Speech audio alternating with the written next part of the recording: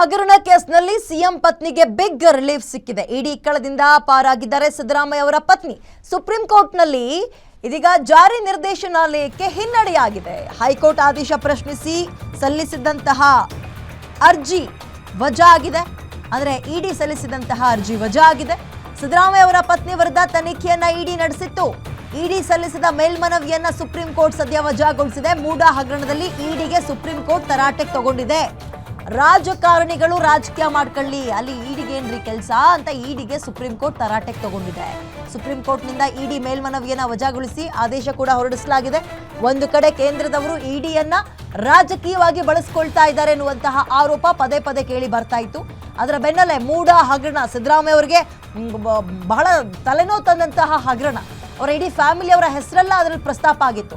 ಇದರ ಬೆನ್ನಲ್ಲೇ clean chit ಸಿಕ್ಕಿದ್ರು ಕೂಡ ನಂತರ ಇಡಿ ಇದಕ್ಕೆ ಎಂಟ್ರಿ ಆಗುತ್ತೆ. ಇಡಿ ಸಲ್ಲಿಸಿದಂತಹ ಅರ್ಜಿ ಸುಪ್ರೀಂ ಕೋರ್ಟ್ನಲ್ಲಿ ವಜಾ ಆಗಿದೆ. ರಾಜಕೀಯದವ್ರು ಬೇಕಾದ್ರೆ ರಾಜಕಾರಣ ಮಾಡ್ಕೊಳ್ಳಿ, ನಿಮ್ಗೇನ್ ಕೆಲಸ ಅಲ್ಲಿ ಅಂತ ಇಡಿಗೆ ಬೆವರಿಳಿಸಿದೆ. ಇದೊಂದು ರೀತಿ ಈ ರೀತಿಯ ಕೋರ್ಟ್ಗಳು ಈ ತನಿಖಾ ಸಂಸ್ಥೆಗಳಿಗೆ ಈ ರೀತಿಯಾಗಿ ಅಂದಾಗ ಏನನ್ಸುತ್ತೆ ಅಂದ್ರೆ ತನಿಖಾ ಸಂಸ್ಥೆಗಳ ಮೇಲೆ ಸ್ವಲ್ಪ ಬೇಸರ ಹುಟ್ಟೋಕೆ ಶುರುವಾಗುತ್ತೆ. ರಾಜಕಾರಣಿಗಳು ರಾಜಕಾರಣ ಅಂದ್ರೆ ತನಿಖಾ ಸಂಸ್ಥೆಗಳು ರಾಜಕಾರಣಿಗಳ ಕಂಟ್ರೋಲ್ಗೆ ಬಂದ್ಬಿಡುತ್ತಾ ಹಾಗಾದ್ರೆ ಅನ್ನುವ ಅನುಮಾನಗಳು ಕೂಡ ಶುರುವಾಗುತ್ತೆ.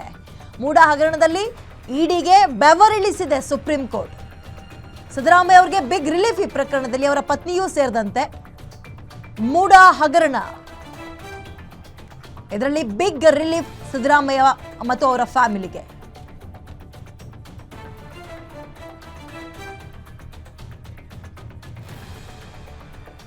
ಓಕೆ, ಇದೀಗ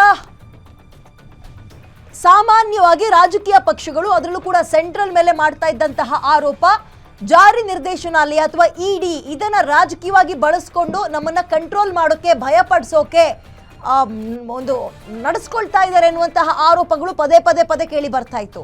ಅದರ ಬೆನ್ನಲ್ಲೇ ಅದಕ್ಕೆ ಪುಷ್ಟಿ ಕೊಟ್ಟಂತೆ ಇವತ್ತಿನ ಸನ್ನಿವೇಶವನ್ನ ನಾವು ನೆನಪಿಸ್ಕೊಳ್ಬಹುದು. ಅದು ಸುಪ್ರೀಂ ಕೋರ್ಟ್ ಇಡಿಗೆ ಕ್ಲಾಸ್ ತಗೊಂಡಿದೆ.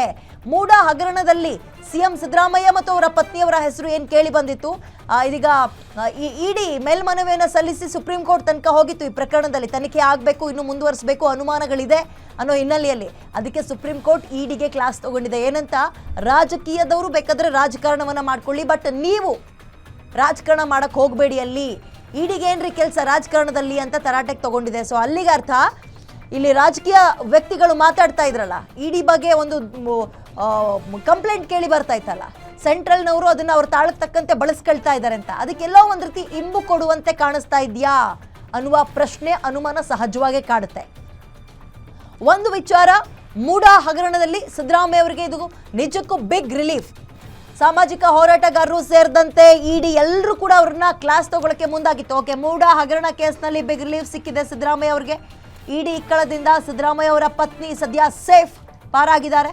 ಸುಪ್ರೀಂ ಕೋರ್ಟ್ನಲ್ಲಿ ಜಾರಿ ನಿರ್ದೇಶನಾಲಯಕ್ಕೆ ಹಿನ್ನಡೆಯಾಗಿರೋದು ಮಾತ್ರ ಅಲ್ಲ, ಹೈಕೋರ್ಟ್ ಆದೇಶವನ್ನ ಪ್ರಶ್ನಿಸಿ ಇಡಿ ಅರ್ಜಿಯನ್ನ ಸಲ್ಲಿಸಿತ್ತು, ಅದು ವಜಾ ಆಗಿದೆ. ಮೂಡಾ ಹಗರಣ ಕೇಸ್ನಲ್ಲಿ ಸಿಎಂ ಪತ್ನಿಗೆ ಬಿಗ್ ರಿಲೀಫ್ ಅಂತ ಸದ್ಯಕ್ಕೆ ಹೇಳ್ಬೋದು. ಓಕೆ, ಅದರ ಜೊತೆಗೆ ಸುಪ್ರೀಂ ಕೋರ್ಟ್ ಇಡಿ ಅವರಿಗೆ ಕ್ಲಾಸ್ ತಗೊಂಡಿದೆ. ಅದು ರಾಜಕಾರಣಿಗಳು ರಾಜಕೀಯ ಮಾಡ್ಕೊಳ್ಳಿ, ನಿಮಗೇನ್ ಕೆಲಸ, ಇಡಿಗೇನ್ ಕೆಲಸ ಅಲ್ಲಿ ಅಂತ ಹೇಳಿದೆ. ಇದರ ನಡುವೆ ಮೂಡಾ ಹಗರಣ ಹಲವು ವರ್ಷಗಳಿಂದ ತಲೆನೋವು ತಂದಿದ್ದಂತಹ ಹಗರಣ ಅಂಡ್ ಬಿಜೆಪಿಗೆ ಬಹಳ ಪ್ರಮುಖ ಅಸ್ತ್ರ ಆಗಿದ್ದಂತಹ ಹಗರಣ, ಸಿದ್ದರಾಮಯ್ಯ ಅವರಿಗೆ ಬಹಳ ಮುಜುಗರವನ್ನು ತಂದಿದ್ದಂತಹ ಹಗರಣ, ಇದೆಲ್ಲ ಆರೋಪಗಳಿಂದ ಇದೀಗ ಬಿಗ್ ರಿಲೀಫ್ ಸಿಗ್ತಾ ಇದೆ. ತಲೆನೋವಿಂದ ದೂರ, ಅಂದರೆ ತಲೆನೋವು ದೂರ ಆಗಿದೆ ಸಿದ್ದರಾಮಯ್ಯ ಮತ್ತು ಅವರ ಫ್ಯಾಮಿಲಿಗೆ. ಸುಪ್ರೀಂ ಕೋರ್ಟ್ನಲ್ಲಿ ಜಾರಿ ನಿರ್ದೇಶನಾಲಯಕ್ಕೆ ಹಿನ್ನಡೆಯಾಗಿದ್ದು ಸಿದ್ದರಾಮಯ್ಯಗೆ ಬಿಗ್ ರಿಲೀಫ್ ಈ ಪ್ರಕರಣದಲ್ಲಿ ಅಂತಲೇ ಹೇಳ್ಬೋದು.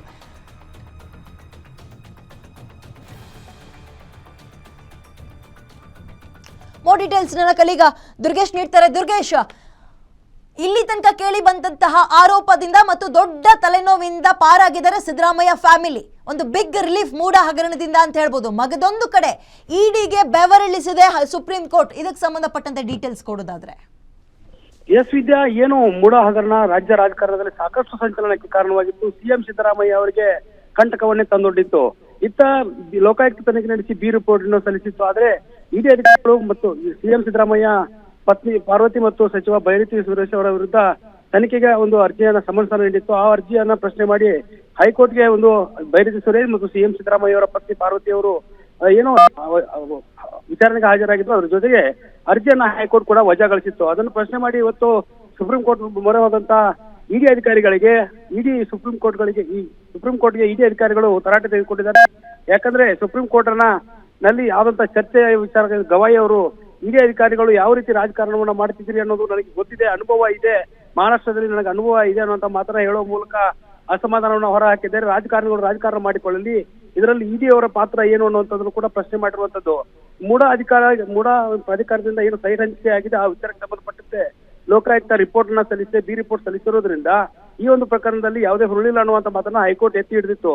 ಹೀಗಾಗಿ ಸಿಎಂ ಸಿದ್ದರಾಮಯ್ಯಗೆ ರಿಲೀಫ್ ಸಿಕ್ಕಿದೆ ಅನ್ನುವಂತ ಮಾತುಗಳು ಕೂಡ ಕೇಳಿ ಬರ್ತಾ ಇತ್ತು. ಆದ್ರೆ ಇದೀಗ ಇದನ್ನ ಪ್ರಶ್ನೆ ಮಾಡಿ ಸುಪ್ರೀಂ ಕೋರ್ಟ್ ಮೆಟ್ಲೇರಿದಂತ ಇಡಿ ಅಧಿಕಾರಿಗಳಿಗೆ ತರಾಟೆ ತೆಗೆದುಕೊಂಡಿರುವಂತದ್ದು ರಾಜಕೀಯವಾಗಿ ನೀವು ನಡೆದುಕೊಳ್ಳುವುದು ಸರಿಯಲ್ಲ ಅನ್ನುವಂತ ಮಾತುಗಳನ್ನ ಬಹಳ ತೀಕ್ಷ್ಣವಾಗಿ ಮತ್ತು ಕಠಿಣವಾಗಿ ಸುಪ್ರೀಂ ಕೋರ್ಟ್ ಇಡಿ ಅಧಿಕಾರಿಗಳಿಗೆ ಒಂದು ತರಾಟೆನ ತೆಗೆದುಕೊಂಡಿದೆ.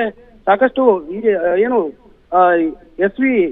ಸಂಜಯ್ ಅವರು ಈ ಒಂದು ಸಿಎಂ ಸಿದ್ದರಾಮಯ್ಯ ಅವರ ಪರ ವಾದವನ್ನ ಮಾಡಿದ್ರು. ಹೀಗಾಗಿ ಆ ಒಂದು ಪ್ರಕರಣದಲ್ಲಿ ಸಾಕಷ್ಟು ಯಾವ ರೀತಿ ಬೆಳವಣಿಗೆಗಳಾಗಿದೆ ಅನ್ನೋದು ಕೂಡ ಬಹಳಷ್ಟು ಚರ್ಚೆ ಆಗಿರುವಂತದ್ದು. ಹೀಗಾಗಿ ಇದೀಗ ಸುಪ್ರೀಂ ಕೋರ್ಟ್ ಏನು ಇಡಿ ಅಧಿಕಾರಿಗಳ ಅರ್ಜಿಯನ್ನ ವಜಾಗೊಳಿಸಿ ಹೈಕೋರ್ಟ್ ಏನು ಆದೇಶವನ್ನ ಮಾಡಿದೆ ಅದನ್ನ ಎತ್ತಿ ಹಿಡಿದಿದೆ. ವಿದ್ಯಾ, ಓಕೆ, ಧನ್ಯವಾದ ಡೀಟೇಲ್ಸ್ಗೆ. ಮೂಡ ಅಂದ್ರೆ ಮೈಸೂರು ನಗರಾಭಿವೃದ್ಧಿ ಪ್ರಾಧಿಕಾರದ ನಿವೇಶನ ಹಂಚಿಕೆ ವಿಚಾರದಲ್ಲಿ ಭಾರಿ ಅಕ್ರಮ ಆಗಿದೆ ಅನ್ನುವ ಆರೋಪ ಸದ್ದು ಮಾಡ್ತಾ ಇತ್ತು. ಅದು ಸಿದ್ದರಾಮಯ್ಯ ಮತ್ತು ಅವರ ಪತ್ನಿ ಪಾರ್ವತಿ ಅವರ ಹೆಸರು ಕೂಡ ಇದರಲ್ಲಿ ಕೇಳಿ ಬಂದಿತ್ತು. ಅಂದರೆ ಹೆಚ್ಚಿನ ಮೌಲ್ಯ ಹೊಂದಿರೋ ಬಡಾವಣೆಯಲ್ಲಿ ಮೂಡ ಬದಲಿ ನಿವೇಶನವನ್ನು ಕೊಟ್ಟಿದೆ ಅನ್ನೋ ಆರೋಪ ಕೇಳಿ ಬಂದಿತ್ತು. ಇದೀಗ ಆ ಸದ್ದು ಮತ್ತಷ್ಟು ಜೋರಾಗಿ ಇಡಿ ಕೂಡ ಅದಕ್ಕೆ ಒಂದು ಎಂಟ್ರಿ ಕೊಟ್ಟಿತ್ತು.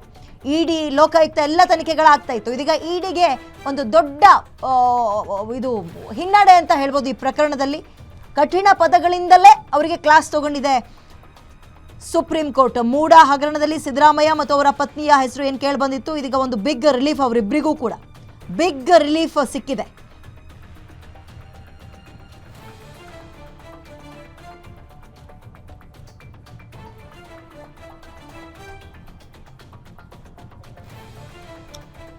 ಮೂಡ ಹಗರಣ ಸಂಬಂಧ ಮುಖ್ಯಮಂತ್ರಿ ಸಿದ್ದರಾಮಯ್ಯ ಅವರ ಪತ್ನಿ ಪಾರ್ವತಿ ಮತ್ತು ಸಿದ್ದರಾಮಯ್ಯ ಅವರಿಗೆ ಸಂಬಂಧಪಟ್ಟಂತೆ ದೊಡ್ಡ ತಲೆನೋವಿತ್ತು. ಇದೀಗ ಇಡಿ ಒಂದು ಸಮನ್ಸ್ ಕೂಡ ಕೊಟ್ಟಿತ್ತು. ಆ ಸಮನ್ಸನ್ನು ಹೈಕೋರ್ಟ್ ರದ್ದುಪಡಿಸಿತ್ತು. ಆ ರದ್ದುಪಡಿಸಿದ್ದನ್ನು ಇವರು ನೆಕ್ಸ್ಟ್ ಲೆವೆಲ್ಗೆ ತೊಗೊಂಡೋಗಿದ್ರು, ಅಂದರೆ ಸುಪ್ರೀಂ ಕೋರ್ಟ್ ತನಕ ತೊಗೊಂಡೋಗಿದ್ರು. ಅದರಲ್ಲೂ ಕೂಡ ಹಿನ್ನಡೆಯಾಗಿದೆ ಇಡಿಗೆ ಅಂತ ಹೇಳ್ಬೋದು. ಒಂದು ಕಡೆ ಹೈಕೋರ್ಟ್, ಮತ್ತೊಂದು ಕಡೆ ಸುಪ್ರೀಂ ಕೋರ್ಟ್. ಸುಪ್ರೀಂ ಕೋರ್ಟ್ನಲ್ಲೂ ಕೂಡ ಇದೀಗ ಹಿನ್ನಡೆಯಾಗಿದೆ. ಕಳೆದ ತಿಂಗಳಷ್ಟೇ, ಅಂದರೆ 1-2 ತಿಂಗಳ ಹಿಂದೆ ನ್ಯಾಯಾಲಯ ಪ್ರಕರಣದ ತನಿಖೆಯನ್ನು CBIಗೆ ವಹಿಸಬೇಕು ಅಂತ ಏನು ಕೋರಿದ್ದಂತಹ ಅರ್ಜಿಯನ್ನು ಕೂಡ ತಿರಸ್ಕಾರ ಮಾಡಿದ್ರು. ಇಡಿ ಜಾರಿಗೊಳಿಸಿದಂತಹ ಸಮನ್ಸನ್ನ ಪ್ರಶ್ನಿಸಿ ಸಿಎಂ ಅವರ ಪತ್ನಿ ಪಾರ್ವತಿಯವರು ಇದೀಗ 2 ಪ್ರತ್ಯೇಕ ಅರ್ಜಿಗಳನ್ನು ಹಾಕಿದ್ರು. ಅದನ್ನ ವಿಚಾರಣೆಯನ್ನ ನಡೆಸಿದ್ದಾರೆ. ಸೊ ಇದೀಗ ಅದೇನಪ್ಪ ಅಂತ ಹೇಳಿದ್ರೆ ಕ್ಲೀನ್ ಚಿಟ್, ಅಂದರೆ ಒಂದು ಬಿಗ್ ರಿಲೀಫ್. ಇಡಿಗೆ ಕ್ಲಾಸ್ ತಗೊಂಡು ಇವರಿಗೆ ಒಂದು ಬಿಗ್ ರಿಲೀಫ್ ಸಿಕ್ಕಿದೆ. ಸೊ ಕಡಿಮೆ ಹಣವನ್ನು ಕೊಟ್ಟು ಮೂಡಾದಲ್ಲಿ ನಿವೇಶನವನ್ನು ಬದಲಿ ಮಾಡಿಸ್ಕೊಂಡಿದ್ದಾರೆ, ಸೈಟ್ಗಳನ್ನು ಬದಲಿ ಮಾಡಿಸ್ಕೊಂಡಿದ್ದಾರೆ ಅಂತ ಕೇಳಿಬಂದಂತಹ ಹಗರಣ ಇದು. ಮೈಸೂರು ನಗರಾಭಿವೃದ್ಧಿ ಒಂದು ಪ್ರಾಧಿಕಾರಕ್ಕೆ ಸಂಬಂಧಪಟ್ಟಿದ್ದು. ಇದೀಗ ಇಡಿಗೆ ಹೈಕೋರ್ಟ್ನಲ್ಲೂ ಹಿನ್ನಡೆಯಾಯಿತು, ಸುಪ್ರೀಂ ಕೋರ್ಟ್ನಲ್ಲೂ ಕೂಡ ಹಿನ್ನಡೆಯಾಗಿದೆ. ಸಿದ್ದರಾಮಯ್ಯ ಅವರ ಪತ್ನಿಯವರ ಹೆಸರಲ್ಲಿ ಇದೀಗ ಮೂಡ ಹಗರಣ ಆಗಿದೆ ಅಂತ ಬಿಜೆಪಿ ಒಂದು ದೊಡ್ಡ ಆರೋಪವನ್ನು ಮಾಡಿತ್ತು. ಅದಕ್ಕೆ ಸಂಬಂಧಪಟ್ಟಂತೆ ಅಪ್ಡೇಟನ್ನು ನೋಡ್ತಾ ಹೋಗೋದಾದರೆ ಹೈಕೋರ್ಟ್ ರದ್ದುಪಡಿಸಿದೆ. ಇದೀಗ ಅಂದರೆ ಹೈಕೋರ್ಟ್ ಆಲ್ರೆಡಿ ರದ್ದುಪಡಿಸಿತ್ತು ಜಾರಿ ನಿರ್ದೇಶನಾಲಯ ಕೊಟ್ಟಿದ್ದಂತಹ ಸಮನ್ಸನ್ನು. ಅದನ್ನು ಪ್ರಶ್ನೆ ಮಾಡಿ ಇವರು ಸುಪ್ರೀಂ ಕೋರ್ಟಿಗೆ ಹೋಗಿತ್ತು ಮತ್ತೆ ಇಡಿ. ಈಗ ಸುಪ್ರೀಂ ಕೋರ್ಟ್ನಲ್ಲೂ ಕೂಡ ಅವರಿಗೆ ಬಹಳ ದೊಡ್ಡ ಮೊತ್ತದ ಹಿನ್ನಡೆಯೇ ಆಗಿದೆ. ಈಗ ಹೈಕೋರ್ಟ್ ಆದೇಶ ಪ್ರಶ್ನಿಸಿ ಸಲ್ಲಿಸಿದಂತಹ ಅರ್ಜಿ ಕೂಡ ವಜಾ ಆಗಿದೆ. ಮೂಡ ಹಗರಣ ಕೇಸ್ನಲ್ಲಿ ಸಿಎಂ ಪತ್ನಿಗೆ ಬಿಗ್ ರಿಲೀಫ್ ಅಂತ ಹೇಳ್ಬೋದು. ಆ್ಯಂಡ್ ಇಡಿ ಮಾತ್ರ ಅಲ್ಲ, ಈಗ ಈ ಸಾಮಾಜಿಕ ಹೋರಾಟಗಾರರು ಕೂಡ ಇದನ್ನು ಪ್ರಶ್ನಿಸಿ ಮತ್ತೆ ನಾವು ಮುಂದಿನ ಹಂತದಲ್ಲಿ ಕೋರ್ಟ್ ಮೆಟ್ಟಿಲೇರ್ತೀವಿ ಅಂತ ಹೇಳಿದರು.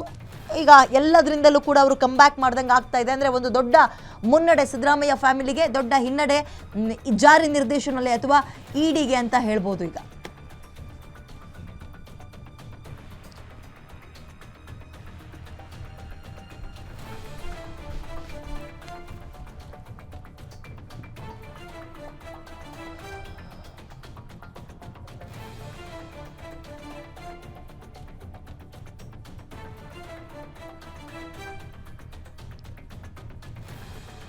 ಓಕೆ, ಮೂಡ ಹಗರಣ ಸಂಬಂಧ ಸಿದ್ದರಾಮಯ್ಯ ಅವರ ಪತ್ನಿ ಪಾರ್ವತಿ ಹಾಗೂ ಇದರಲ್ಲಿ ಸಚಿವ ಬೈರತಿ ಸುರೇಶ್ ಅವರಿಗೂ ಕೂಡ ಜಾರಿ ನಿರ್ದೇಶನಾಲಯ ಒಂದು ಸಮನ್ಸನ್ನು ಕೊಟ್ಟಿತ್ತು.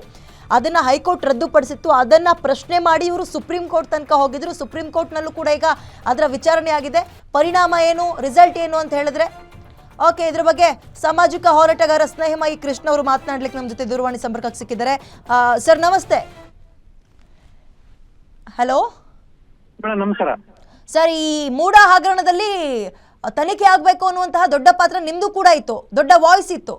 ಅದ್ರ ಅಪ್ಡೇಟ್ ನಿಮಗೆ ಸಿಕ್ಕಿದೆ ಅಂದ್ಕೊಳ್ತೀನಿ ನಾನು. ನಿಮ್ಮ ರಿಯಾಕ್ಷನ್ ಮೊದಲಿಗೆ. ಮೇಡಮ್, ಪಾರ್ವತಿ ಅವ್ರನ್ನ ಬೈರತಿ ಸುರೇಶ್ ವಿಚಾರಣೆ ಮಾಡಕ್ ಸಂಬಂಧಪಟ್ಟಾಗಷ್ಟೇ ಕೋರ್ಟ್ ಆದೇಶ ಮಾಡಿದೆ ಹೊರತು ಏನ್ ಪ್ರಕರಣನೇ ವಜಾ ಮಾಡಿಲ್ಲ. ಮತ್ತೆ ಇವ್ರು ನಿರಾಪರಾಧ ಏನು ಆದೇಶ ಮಾಡಿಲ್ಲ. ಸೊ ಹಾಗಾಗಿ ಪ್ರಕರಣದ ತನಿಖೆ ಮುಂದುವರಿಯುತ್ತೆ. ಸಾಕ್ಷ್ಯಗಳ ಮೇಲೆ ಅವ್ರನ್ನ ಆರೋಪಿ ಮಾಡಿ ದೋಷಾರೋಪ ಸಾಧ್ಯತೆ ಇದ್ದೇ ಇದೆ. ಇಲ್ಲಿ ಬರೀ ನಾನು ಹೇಳಂತದ್ದು ಇವ್ರು ಯಾವ್ದು ತಪ್ಪು ಮಾಡಿಲ್ಲ ಅಂತ ಹೇಳಿದ್ರೆ ಹೋಗಿ ವಿಚಾರಣೆ ಒಳಪಡಿಸಕ್ ಏನ್ ಕಷ್ಟ ಅವ್ರಿಗೆ. ವಿಚಾರಣೆ ನೋಟಿಸ್ ನ ಪ್ರಶ್ನೆ ಮಾಡಿ ಕೋರ್ಟಿಂದ ಆದೇಶ ಪಡ್ಕೊಳ್ಳುವಂತ ಅನಿವಾರ್ಯತೆ ಏನಿತ್ತು? ಇಲ್ಲೇ ಗೊತ್ತಾಗತ್ತೆ ತಾವು ತಪ್ಪು ಮಾಡಿದೀವಿ, ನಾವು ವಿಚಾರಣೆಗೋರು ಸಿಗಾಕೊಳ್ತೀವಿ ಅನ್ನೋ ಕಾರಣಕ್ಕೆ ಈ ತರ ಮಾನ್ಯ ನ್ಯಾಯಾಲಯದ ಮೊರೆ ಹೋಗಿದ್ದಾರೆ. ಮಾನ್ಯ ನ್ಯಾಯಾಲಯ ಏನು ಇಡಿ ಅವರು ನೋಟಿಸ್ ಕೊಟ್ಟಿದ್ರು ನೋಟಿಸ್ ಸಂಬಂಧಪಟ್ಟಾಗ ಆದೇಶ ಮಾಡಿದೆ ಹೊರತು ಏನು ಇಡಿ ಅವರು ಪ್ರಕರಣ ದಾಖಲು ಮಕ್ಕಳ ಪ್ರಕರಣನೇ ವಜಾ ಮಾಡಿಲ್ಲ. ಹಾಗಾಗಿ ತನಿಖೆ ಮುಂದಿರುತ್ತೆ. ಮುಂದಿನ ದಿನಗಳಲ್ಲಿ ಸಾಕ್ಷ್ಯಗಳ ಆಧಾರದ ಮೇಲೆ ದೋಷಾರೋಪ ಸಲ್ಲಿಸೋ ಸಾಧ್ಯತೆ ಇದ್ದೇ ಇದೆ. ಓಕೆ, ನಿಮ್ಮ ಹೋರಾಟ ಸರ್ ಮುಂದಕ್ಕೆ ಮುಂದುವರಿಯುತ್ತೆ ಅಥವಾ ಹೇಗೆ? ಮುಂದೆ ಮೇಡಮ್, ಯಾವುದೇ ಕಾರಣಕ್ಕೆ ಇಲ್ಲ ಅಂತ ಪ್ರಶ್ನೆ ಇಲ್ವೇ ಅಲ್ಲ. ನಿರಂತರವಾಗಿ ಹೋರಾಟ ಮುಂದುವರಿಯುತ್ತೆ. ಏನ್ ತಪ್ಪಿತಸ್ಥರಿದ್ರೆ ಅವ್ರು ಶಿಕ್ಷೆ ಕೊಡಿಸುವಂತ ಕೆಲಸ ಹಾಗೆ ಆಗುತ್ತೆ. ನಿಮ್ಮ ಪ್ರಕಾರ ಇದರಲ್ಲಿ ಹೇಗ್ ತಪ್ಪಾಗಿದೆ ಅಂತೀರಿ ಸರ್, ಇನ್ನೊಮ್ಮೆ ಹೇಳೋದಾದ್ರೆ? ಮೇಡಮ್, ಈಗ ಅವರು ನಿಮ್ಗೆ ಇಡೀ ರಾಜ್ಯ ಜನತೆ ಗಮನಿಸಿದ್ರೆ ನಾನು ಪ್ರಕರಣ ದಾಖಲು ಮಾಡೋದಕ್ಕಿಂತ ಮುಂಚೆ 14 ನಿವೇಶನ ಕಾನೂನುಬದ್ಧವಾಗಿ ಕೊಡ್ತಿದೀವಿ, ಅದು ಮೌಲ್ಯ 60 ಕೋಟಿ ರೂಪಾಯಿ ಆಗುತ್ತೆ, ಆ ದುಡ್ಡನ್ನ ಕೊಟ್ರೆ ನಾವು ವಾಪಸ್ ಕೊಡ್ತೀವಿ ಅಂತೇಳಿ ವಿಧಾನಸೌಧದಲ್ಲೂ ಕೂಡ ಮುಖ್ಯಮಂತ್ರಿ ಸಿದ್ದರಾಮಯ್ಯ ಮಾತಾಡಿದ್ರು. ಹೌದು. ಆದ್ರೆ ಪ್ರಕರಣ ದಾಖಲಾಗಿರೋ 3 ದಿವಸದಲ್ಲಿ ನಿವೇಶನ ವಾಪಸ್ ಕೊಟ್ಬಿಟ್ರು ಏಕಾಏಕಿ. ಅದು ಒಂದೇ ದಿವಸ ಎಲ್ಲಾ ಪ್ರಕ್ರಿಯೆ ಮುಗಿಸಿ ವಾಪಸ್ ಕೊಟ್ಬಿಟ್ರು. ಯಾಕೆ ಕೊಟ್ರು?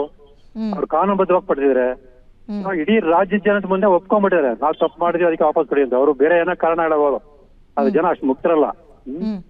ಇವ್ ತಪ್ಪು ಮಾಡಿಲ್ಲ ಅಂತಂದ್ರೆ ವಿಚಾರಣೆಗೆ ಹಾಜರಾಗ್ತಿರೋ ಹೊರತು ಆ ವಿಚಾರಣೆ ಕೊಟ್ಟಿರ್ತಕ್ಕಂಥ ನೋಟಿಸ್ ನ ಪ್ರಶ್ನೆ ಮಾಡಿ ಈ ತರ ನ್ಯಾಯಾಲಯದ ಮೊರೆ ಹೋಗ್ತಿರ್ಲಿಲ್ಲ.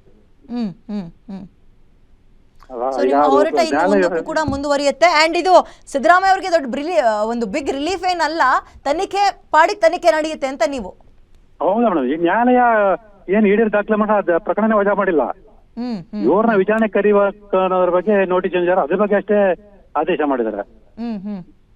ಅದರ ನಡುವೆ ತನಿಖೆಯಲ್ಲಿ ಏನಾದ್ರು ಪ್ರಭಾವ ಬೀರ್ಬೋದು ಅಂತ ನಿಮ್ಮ ಅನುಮಾನ ಏನಾದ್ರು ಇದೆಯಾ? ಅನುಮಾನ ಇದ್ದೇ ಇದೆ ಮೇಡಮ್. ಅದ್ರ ಪ್ರಭಾವ ಬೀರಿದ ತಕ್ಷಣ ತಪ್ಪಿಸೋದು ಸಾಧ್ಯ ಅಲ್ಲ. ನಾನು ನನ್ನ ಹೋರಾಟ ನಾನು ಮಾಡೇ ಮಾಡ್ತೀನಿ, ಆರೋಪನ ಸಾಬೀತುಪಡಿಸೇ ಪಡ್ತೀನಿ, ಅದರಲ್ಲಿ ಎರಡನೇ ಮಾತಿಲ್ಲ. ಮೇಡಮ್, ಅದರ ಡೈಲಿ ಅಪ್ಡೇಟ್ ಅಲ್ಲಿ ನೀವು ಇದ್ದೀರಾ ಈಗ? ಖಂಡಿತವಲ್ಲ ಮೇಡಮ್. ತನಿಖಾಧಿಕಾರಿಗಳ ಜೊತೆ ನಿರಂತರ ಸಂಪರ್ಕ ಇದ್ದೀನಿ. ಮಾನ್ಯ ನ್ಯಾಯಾಲಯ ನನ್ನ ಕಾನೂನು ಪ್ರಕಾರ ನಾನು ಮಾಡ್ತಾನೆ ಇದ್ದೀನಿ. ಆರೋಪ ಸಾಬೀತುಪಡಿಸುವಂತ ಎಲ್ಲಾ ಪ್ರಯತ್ನ ನಿರಂತರ ನಡೀತಾ ಇದೆ. ಓಕೆ, ಧನ್ಯವಾದ ಇಷ್ಟೊತ್ತು ಗ್ಯಾರಂಟಿ ನ್ಯೂಸ್ ಜೊತೆಗೆ ಮಾತಾಡಿದ್ದಕ್ಕೆ. ಮೈಸೂರು ನಗರಾಭಿವೃದ್ಧಿ ಪ್ರಾಧಿಕಾರದಿಂದ ಕಾನೂನು ಬಾಹಿರವಾಗಿ ನಿವೇಶನ ಹಂಚಿಕೆ ಮಾಡಲಾಗಿದೆ ಅನ್ನುವ ಆರೋಪಕ್ಕೆ ಸಂಬಂಧಪಟ್ಟಂತೆ ಇಡಿಗೆ ಒಂದು ದೊಡ್ಡ ಹಿನ್ನಡೆಯಾಗಿದೆ ಸುಪ್ರೀಂ ಕೋರ್ಟ್ನಿಂದ.